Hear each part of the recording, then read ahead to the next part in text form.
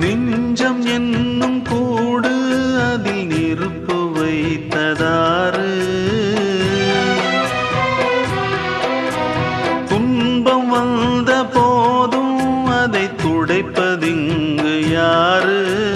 கலங்கும் போது சேரு, அது தெளியும் போது நீரு. கடவுள் போட்ட கோடு அதை திருத்த போவதாறு? வெந்த புண்ணும் ஆறிடுமா? வேதனை தான் தீர்ந்திடுமா?